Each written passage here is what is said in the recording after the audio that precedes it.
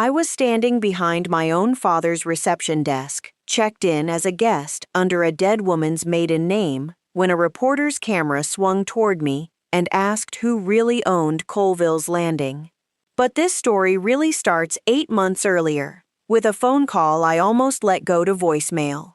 My name is Marin Colville. I'm 37, and for 12 years I've made my living telling people the true value of the thing they think they own. My brother's wife told a table of my father's oldest friends that Dell was so much calmer since he stopped worrying about the business, the way you'd mention someone had finally agreed to take their medication. I didn't correct her. I picked up my coffee and let the silence sit there, the way you let a spill sit before you decide if it's worth the napkin. But what Britt didn't know was that 4 years before her wedding, my father had walked into my office with a folder and asked me to do one quiet thing to the land under his resort, something that had nothing to do with the business she thought she was building. 6 weeks after that dinner, a magazine reporter would be standing in my father's own lobby, asking my sister-in-law to describe her vision for a resort she didn't own a single square foot of. And 8 months after that, my brother would be the one who finally said my name out loud in a room full of people, instead of hers. Nobody in that family ever thought the quiet daughter with the appraiser's license was the one holding the paper that mattered. Welcome back to Quiet Reckoning, where the ones who kept the ledgers finally get to keep the truth, too. If a slow, patient kind of justice is your thing, settle in, drop a comment, and tell me where you're watching from, and hit subscribe. Let me back up. Colville's Landing sits on 11 acres of shoreline on Birch Lake, 4 hours north of where I live now. 9 cabins with green metal roofs. A dock my father resurfaced himself every spring with the same brand of marine sealant he swore by for 40 years, and a lodge that still smells like fry oil, pine cleaner, and the coffee that's been going since 6 a.m. every day since 1988. My mother, Louise, drew the first floor plan of that lodge on the back of a phone bill at the kitchen table of the trailer they lived in the first 2 summers. My father built the frame with 2 of his brothers and a rented generator because the power line didn't reach the property yet and nobody had the money to run it early. The guest book on the front counter has the same water-stained brown cover it's had since opening week, and the very first entry, in my mother's round, deliberate handwriting, says, Colville's Landing, open for business, God help us, July 4th, 1988. Mom died 6 years ago, in March, quietly, in the bedroom above the lodge she'd lived in for 3.5 decades. Dad kept running the place alone after that, 71 years old, up at 5, down at the dock by 6, doing the books himself at the kitchen table the way he always had, until a mild stroke in November left him with a slight limp, some fatigue by mid-afternoon, and a version of himself that scared my brother a great deal more than it scared him. That's when Wyatt and his wife Britt moved into the manager's cottage behind the lodge, just for a few months, to help Dad recover, get the books caught up, get through the season. Britt's mother, Paulette, started showing up 3 days a week to consult. Nobody in the family had actually asked her to consult on anything. She simply arrived one Tuesday with a laminated binder tabbed by color and an opinion, delivered before she'd even taken her coat off, about the shade of green on the cabin doors. What was at stake wasn't only a business, though the business mattered plenty. 9 cabins at a decent seasonal rate is not nothing. What was really at stake was the only place left on Earth where my mother's actual handwriting still lived out loud, where strangers could read it, and the only place my father still, fully, felt like himself. Britt called herself a brand consultant, which in practice meant she owned a nice business card, an Instagram account with 4,000 followers, and 11 months of a certificate program in hospitality marketing she had never quite finished. She was 36, quick to laugh at things that weren't funny yet, and she had a habit I clocked within the first weekend she moved into that cottage. Whatever a guest thanked her for, she absorbed whole, without so much as a flicker of correction. An older couple from downstate Illinois, regulars for 11 summers running, told her the new coat of paint on the dock looked sharp. "That was all me," Britt said, smiling, resting one hand lightly on the railing like she was accepting an award. The dock paint had actually been my father's idea, chosen from 3 sample cards he'd propped against the porch rail for a week so he could see them in different light, and the labor had been my brother Wyatt's and our dock manager Raina's, spread miserably over 3 cold Saturdays in April with a borrowed pressure washer that kept cutting out. I said something, that first weekend, gently, the way you correct a child who said something wrong in front of company. "Dad picked that green, actually. Took him a week." Britt laughed, a real laugh, not unkind exactly, just entirely unbothered, and said, "Well, I'm sure he'll appreciate that I finally got it looking presentable for the website." I didn't say anything else. I filed it. That turned out to be the first entry in a ledger I didn't know yet I was keeping. My brother has always been the kind of man who agrees with whoever spoke to him most recently. It isn't malice in him, it's exhaustion wearing the mask of peacekeeping, and he's worn that mask his whole life, ever since we were kids, and he learned that agreeing was faster than arguing and got you back to your room sooner. When our mother's estate was settled, 6 years ago, he let Britt handle the details rather than sit through one uncomfortable phone call with our father about what Mom would have actually wanted done with her jewelry, and a few things got signed a little faster than they should have. I noticed. I didn't fight him on it at the time, because he's my brother, and because it cost us nothing that year but a little dignity nobody outside the family would ever know about. This time, it would cost considerably more than that, and none of us knew it yet.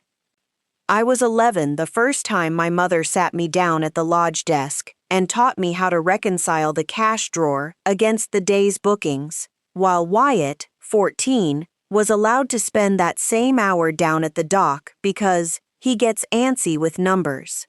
I didn't resent him for it, not then.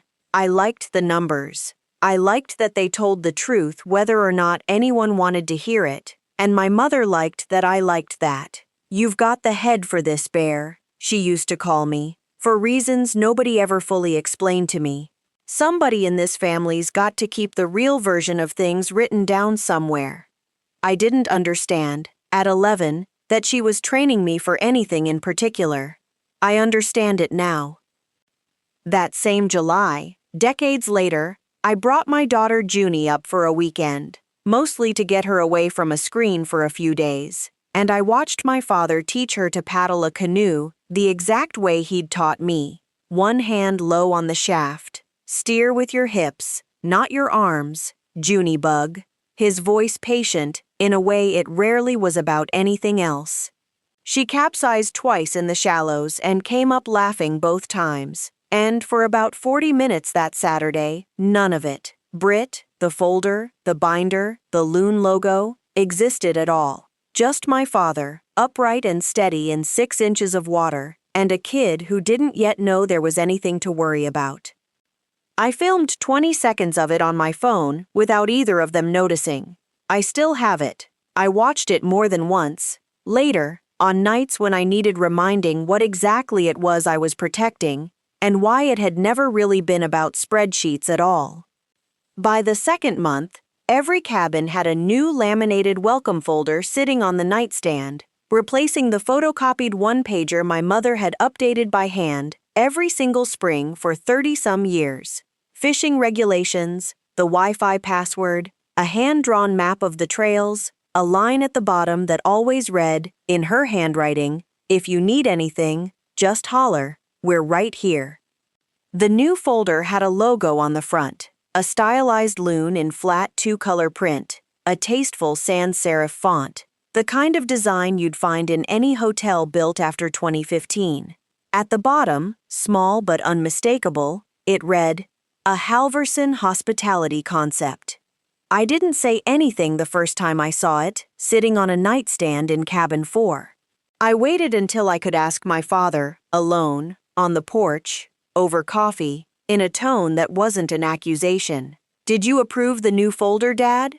He looked tired, in a way that had nothing to do with the stroke, and everything to do with being 71 and grieving, and not entirely sure, some days, which battles were still his to fight.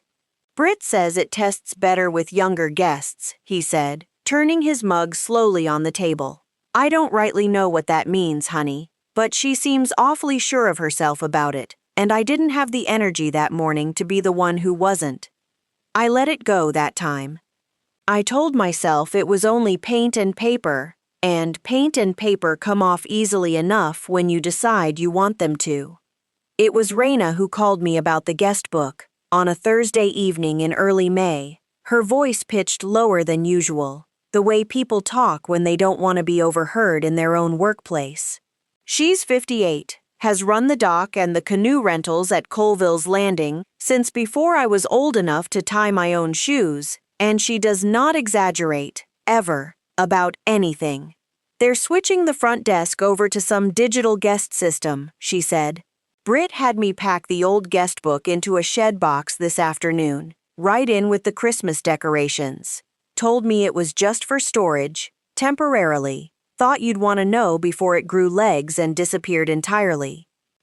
I drove the 4 hours that weekend without telling anyone why, and I took the guest book home with me. 40 years of handwriting in that book. Thank you notes from families who'd been coming since their kids were toddlers. A marriage proposal scrawled across 2 pages in 1996. My mother's opening week entry in her own round hand. "For safekeeping," I told Britt, when she noticed it missing from the shed and asked, with genuine bafflement, why I'd want an old notebook full of other people's handwriting. I didn't mention that the same shed box had also held a slim folder of financial paperwork that had absolutely no business sitting next to a string of Christmas lights, or that I'd photographed 3 of those pages before I left. That was the moment the guest book stopped being a nice, sentimental object gathering dust on the front counter and started being the only physical proof, in my own mother's hand, of who had actually built this place, with nothing but 2 brothers, a rented generator, and a phone bill floor plan. I didn't know yet exactly what I'd do with that proof.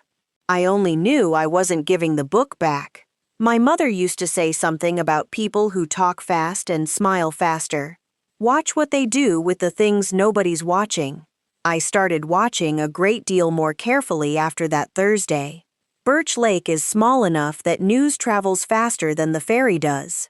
By the 3rd week of the new signage going up, I was standing in line at the hardware store in town when the man ahead of me, a retired contractor named Ollie, who'd known my father since they were both 22, turned around and asked, not unkindly, "Your brother's wife renaming the whole place, is she? Heard the loon folder's got somebody else's name on it now." I said something non-committal. Ollie wasn't finished. "Your dad built that lodge with his own 2 hands, and Frank Delacroix's tractor, you know. I was there the week they poured the footings. Man's earned the right to have his own name on his own front door, if you ask me, which nobody has, but I'm saying it anyway." He paid for his caulk gun and clapped me once on the shoulder on his way out, the kind of gesture that doesn't need any more words attached to it. It shouldn't have mattered to me as much as it did, hearing it from someone outside the family, someone who owed us nothing, but it did. It was the first time in months I'd felt like the numbers I was quietly keeping, the folder, the trust, the box in the shed, weren't just my own private grievance. Other people had noticed too. Other people, who loved my father the plain, uncomplicated way you love a neighbor, thought something here had already gone a little wrong. That gave me something I hadn't had before that afternoon: patience. I could afford to wait for the right moment now, because I finally believed there'd be people standing there to see it when it came. A regular guest, a retired schoolteacher from Rockford, who'd been coming for 15 years, thanked Britt one morning, in front of my father, for everything you and your husband have done to modernize this old place. Britt said, warmly, "Thank you so much. That really means a lot," and didn't correct a single word of it, even though my father was standing not 4 feet away, In the cardigan, my mother had knitted him the winter before she died, having actually built the place with his own hands, 36 years before Britt had ever heard the word loon used as a brand mascot. I watched my father's face do the thing it's done since the stroke, a half-second longer to process something, a small visible effort to keep his expression level instead of showing what it cost him.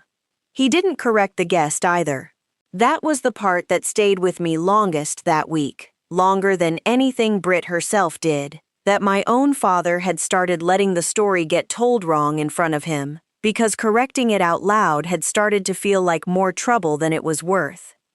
That same week, genuinely trying, to keep some kind of peace in a house that felt like it was fracturing along a hairline crack only I could see, I did something I would take back if I could. Britt mentioned, breezily, how inconvenient it was to keep asking Dad for the spare office key every time she needed a file, and I handed her mine. Just so you're not always chasing him down, I said. I told myself I was being generous. I was, in fact, handing her exactly the access she'd been circling for weeks, wrapped in the language of helpfulness. I came up in June for what I told everyone, and mostly believed myself, was the annual insurance renewal, a task I do every single year, because I'm the one in this family who reads things all the way through before anyone signs them. Instead, on the desk in the office I now had a key to, I found a half-finished loan application printed and left in a stack. Applicant listed as The Landing House LLC, owner-operator, Britt Halverson Colville. Behind it, a liquor license application, same LLC, same signature line, waiting on a notary stamp that hadn't been filled in yet. I want to be honest about something here, because it matters to how the rest of this goes. None of that paperwork, by itself, was illegal or even unusual. People start LLCs constantly. People apply for liquor licenses when they're opening a new venture. What made my stomach actually drop wasn't the ambition of it. It was 3 lines down, in the collateral section, where the loan application listed real property, Birch Lake Resort parcel, tax ID attached, as security for the loan. Because I knew something that Britt did not know and had no way of knowing, because nobody had ever told her, and nobody had ever told my brother either.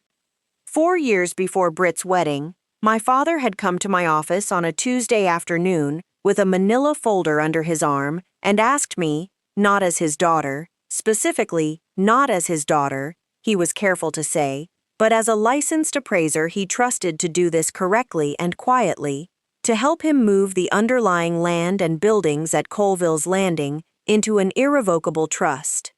Not the seasonal business, not the checking account the cabin revenue ran through, the ground itself, and everything permanently built on it. He wanted to be certain that whatever ever happened to the business side of things over the years, a bad season, a bad partner, a bad decision made by someone he loved too much to say no to in the moment, the actual dirt his wife had drawn a floor plan for on the back of a phone bill, could never be sold, mortgaged, leveraged, or licensed against without one specific person's signature. Mine. I have been the sole trustee of the Colville Landing Land Trust since the spring of 2022. My father never told Wyatt. He certainly never told Britt. I didn't think I'd need to say it out loud yet, he told me later, sitting on that same dock. I just wanted it to be true, whether or not I ever had to prove it to anybody. I sat in that office for a long time that afternoon with the loan application in my hands, and I did not call anyone. I photographed every page instead, put them back exactly as I'd found them, and drove home with my hands tighter on the wheel than the speed limit called for. I didn't confront anyone that week, or the next one either. Instead, I drove 40 minutes to Naomi Shu's office in town, the same strip mall storefront where she'd drafted the trust alongside me back in 2022, and laid the photographs from my phone out on her desk one at a time, like I was the one being deposed. She read through them twice, unhurried, the way she reads everything, then took off her glasses and looked at me over the desk.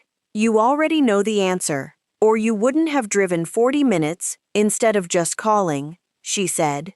But I'll say it plainly, so you can repeat it to your father, without losing a word of it. If a lender tries to attach that parcel as collateral, without your signature as trustee, the application is void. Not complicated, not a lawsuit waiting to happen, void. It wouldn't even get as far as a courtroom. One phone call from me to the title company, and the whole thing collapses on its own weight. She slid the folder back across the desk toward me. The only real question left is when you tell them, and how loud the room is when you do. I asked her to have that confirmation ready in writing, and to keep her phone within reach on short notice, in case I ever needed to move fast without warning. She didn't ask me why I thought I might need that. She'd known my father 20 years. She already knew exactly why. Then I drove north again, and sat with my father on the dock at dusk, the two of us, the way we used to, before any of this started. Before the cottage, before the binder, before the loon logo. I showed him what I'd found on the desk. I watched him go quiet in that specific way he goes quiet now when something costs him more than he's willing to say out loud, staring at the water instead of at me. I could have simply handled it myself. I am the trustee. Legally, I didn't need his blessing to protect what he had already, years ago, asked me to protect. But it was his name on the original deed, his and my mother's 40 years, her handwriting in that guest book sitting in a box in my spare room, and I was not going to make this decision the same way Britt had made hers, assuming, quietly and without asking, that I already knew better than he did what he actually wanted done with his own life's work. "What do you want to do, Dad?" He was quiet for a long moment, watching a loon work its way along the far shore in the last of the light. "Let it go a little further," he said finally, in the voice he used to use when he was about to teach me something. "Let her get all the way to the ribbon cutting, so nobody in this family gets to stand around afterward saying it wasn't really as far as it went. But when it happens, and it will happen, Marin, you make sure of that. I don't want it happening at our dinner table, where it just turns into one more story people take sides on for the next 20 Thanksgivings. I want it happening somewhere nobody in this family gets to rewrite it afterward." I didn't fully understand what he meant by that until 3 weeks later, when Britt stood in the lodge doorway with her phone still in her hand and announced, to the whole family at once, the grand relaunch weekend. Before I tell you about the relaunch, I want to tell you about the Tuesday before it, because I've thought about it more than almost anything else in this whole story, and because it's the reason none of what came next ever curdled into something uglier than it needed to be. Dad called me, out of nowhere, on a weekday afternoon, and asked if Junie and I could come up just because, no occasion attached. We drove the 4 hours that evening. He'd set up 2 folding chairs on the end of the dock, and a third, smaller one, just Junie's size, that I found out later he'd borrowed from the church nursery. We ate sandwiches out of a cooler and watched the light go long and gold across Birch Lake the way it only does for about 20 minutes in late June, and my father, apropos of nothing, told Junie the whole story of the phone bill floor plan, the rented generator, the week the power line still hadn't reached the property, and they'd run everything off a truck battery. "Grandma drew our whole house on the back of a bill?" Junie asked, delighted, like it was the best thing she'd ever heard. "The whole thing," he said, "every room. I still have it somewhere, I think. Ask your mother to help me find it sometime." I asked him, once Junie had wandered down to poke at something in the shallows, whether he was scared about what was coming. He thought about it longer than I expected him to. "Not scared," he said finally. "Tired of waiting for it, maybe, but not scared. I built this place once already, starting from nothing but a battery and a bill. I know exactly what I'm capable of building back, if it ever came to that. That's not fear talking. That's just arithmetic." It was the calmest either of us had felt in 8 months.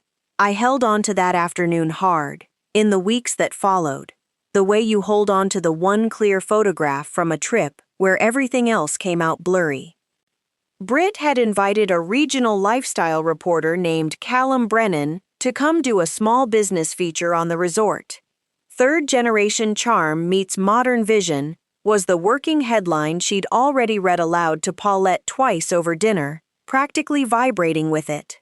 The liquor license, she told everyone, was basically a formality at this point. The loan closing was scheduled for the following Tuesday, 4 days after the relaunch weekend itself. She'd ordered new signage. She'd ordered a banner. Wyatt agreed to stand for the photos to keep the peace, which is a sentence that could reasonably serve as his epitaph. Paulette had, by this point, started referring to my father, in front of guests, as "sweet old Dell, bless him," in precisely the tone people use for furniture they've already mentally donated to charity. I want to be honest about where I actually was, emotionally, that particular week, because it was not triumphant, not even close. It was tired, mostly, and it cost me something with my own brother that I'm still not sure has fully healed. Wyatt and I had one real fight that week, the only serious one we'd had in years, standing in the gravel lot behind the lodge, both of us raising our voices for the first time either of us could remember. I told him he'd let his wife rename our mother's handwritten sign-off without so much as a conversation. He told me I'd always thought I was smarter than everyone else in this family, that I'd always held myself a little apart, a little above, watching everyone else make their messes. Neither of us apologized to the other that night. We just went to our separate rooms in our father's own house. That part hurt worse, honestly, than anything Britt had ever said to me directly, because Wyatt wasn't entirely wrong about how it must have looked from where he was standing. 2 days before the relaunch, Britt found me in the lodge kitchen and asked, breezily, whether I'd notarize a document formalizing that the resort's business assets were fully transferred over to her LLC ahead of Tuesday's loan closing. Just a formality, since you're the numbers person in the family, and Dad's really not up for paperwork these days. Bless him. I said 4 words. I'm not able to. No explanation offered. No debate entered into. Just a complete sentence. The exact kind my father used to tell me, growing up. Closes a door faster and cleaner than any argument ever could. Britt blinked once, recalibrated almost instantly, and went sugar sweet in that particular register she reserved for moments she'd decided weren't worth spending real feeling on. Of course. Whenever you have time, no rush at all. I watched her file my refusal away as a scheduling inconvenience to route around later, rather than as the warning it actually was. That was the last test she was ever given in this story, and she failed it without the faintest idea a test had even taken place. The morning of the relaunch, I woke up at my father's kitchen table at 5:30, the way he always had, with the coffee already going, and my 8-year-old daughter Junie asleep on the pull-out couch in the next room, having begged to come along, to see Grandpa's lake, the second she heard I was driving up. Raina was already down at the dock when I got there, coiling a rope that didn't strictly need coiling yet. She looked at me for a long moment. You sure about today? No, I told her, honestly. I'm sure about the paperwork. I'm not sure about anything else. She nodded like that was the correct answer, the only honest one available, and handed me a spare lanyard from the front desk without being asked, the kind guests get when they check in. I understood what she was offering me before she said it out loud. Nobody looks twice at somebody wearing one of these, she said. You'll want that before this morning's done. I didn't arrive at the relaunch as Del Colville's daughter. I checked in through the new digital kiosk Britt had installed to replace my mother's guest book, and where it asked for a name, I typed M. Louise, my mother's first and middle name, and walked the property for 2 quiet hours as an ordinary guest before a single person noticed me standing there. I photographed the shed where the original guest book had very nearly been retired for good, the box still sitting exactly where Raina had left it months before. I photographed the recording stamp on the trust document itself, filed at the county clerk's office 4 full years before any of this, long before Britt had ever set foot on this land. I walked past the new banner strung between the 2 porch posts. Landing House, a new era on Birch Lake, navy and gold, professionally printed, and past the folding table where Paulette was arranging a signature cocktail menu she'd named, apparently without irony, The Fresh Start. I nodded at a guest I half recognized from a decade of summers, who nodded back without a flicker of recognition, because to her, I was simply a woman in a lanyard, one more stranger enjoying the morning. There is a particular, quiet kind of power in being looked at and not seen. I understood, for the first time, why Raina had offered me the lanyard instead of just telling me to stay out of sight. I sat on the porch steps with Raina for a while after that, and neither of us said much, because there wasn't much left that needed saying out loud between us. She'd worked at this dock for 30 years under my mother, then my father, then, this past terrible year, under a laminated binder. "Whatever happens in the next hour," she said eventually, not looking at me, just watching the water, "I want you to know I never once stopped believing your dad built this place. Not for one single day, no matter what the new folders said." "I know," I told her, and I did. At 11 o'clock, Callum Brennan set up his camera on the newly repainted dock to interview Britt for the feature. Guests gathered along the lodge porch railing to watch, the way people gather for anything that even faintly resembles an event. Paulette stood just off to one side of the frame, beaming outright, adjusting an earring she didn't need to adjust. Wyatt stood a little further back than that, arms crossed over his chest, not quite meeting anyone's eyes, including mine. Britt was good on camera. I'll give her that much, honestly, without any bitterness attached to it. She talked about reimagining a tired old family motel into a modern lakeside brand. About how the family stepped back so I could really step in and take the reins. About vision and legacy and heart. All the right words arranged in all the right order. The kind of language that plays beautifully in a magazine feature and means almost nothing at all under oath. "A lot of people see a place like this," she told Callum, gesturing at the lodge behind her like a realtor mid-showing. "And they see something a little tired, a little stuck in 1988. I saw an opportunity to bring some real hospitality thinking to it, to finally give it an identity." Paulette, off camera, nodded along like she was watching her daughter accept a diploma. A guest near the porch railing murmured something to his wife that I didn't catch and didn't need to. I stood near the shed with Raina, the guest lanyard still around my neck, and watched my father's face from 30 feet away.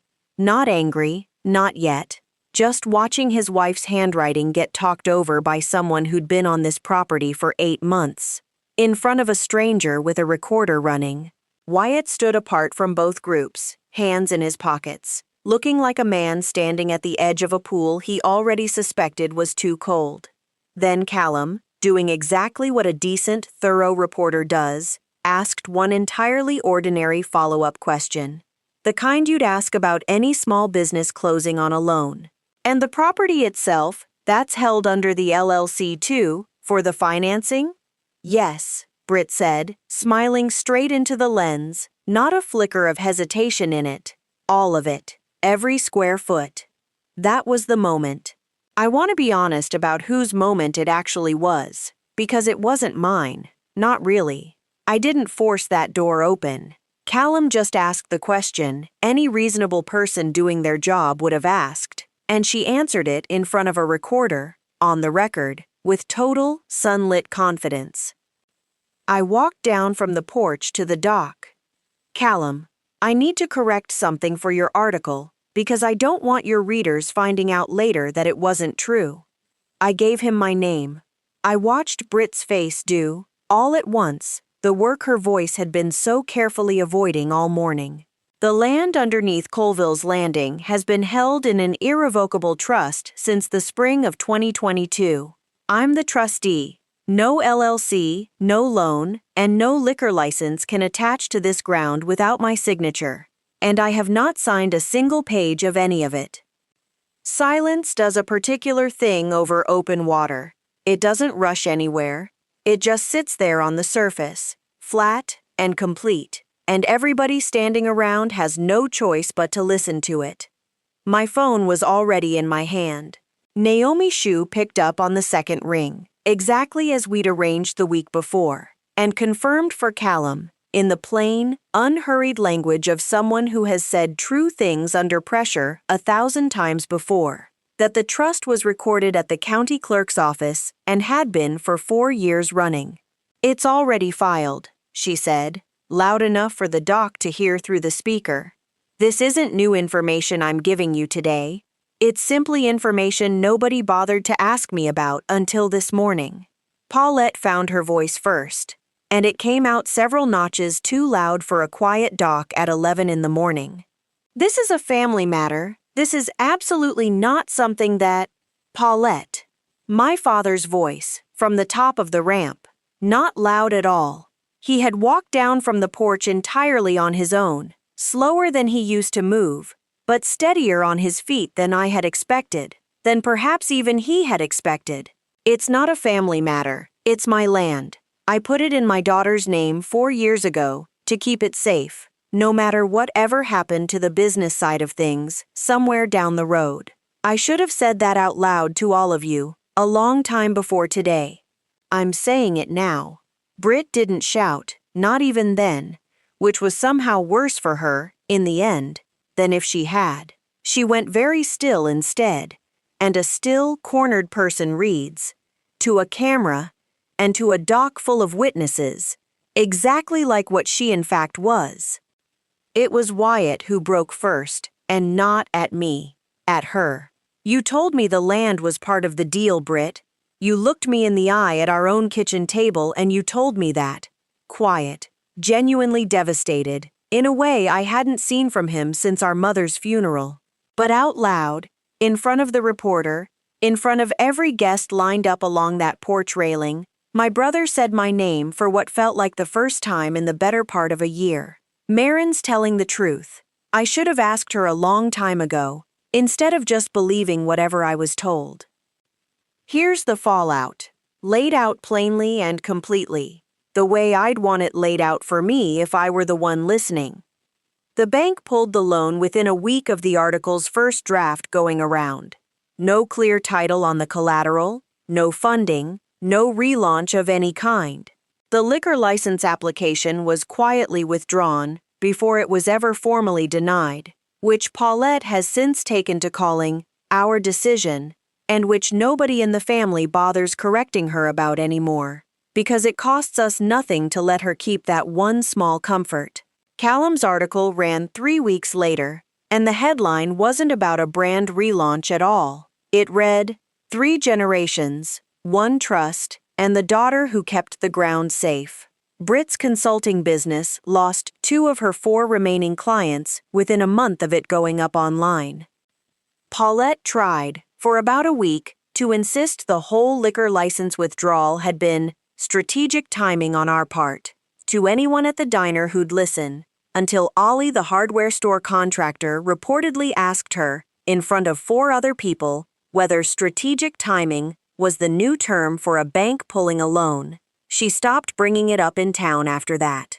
She still, as far as I know, believes her own version privately, which is its own kind of sentence to serve. Britt and Wyatt separated for a stretch after that. And I won't dress this up into a tidier ending than it actually was, for the sake of a satisfying finish. She moved back to Minneapolis, and Paulette went with her.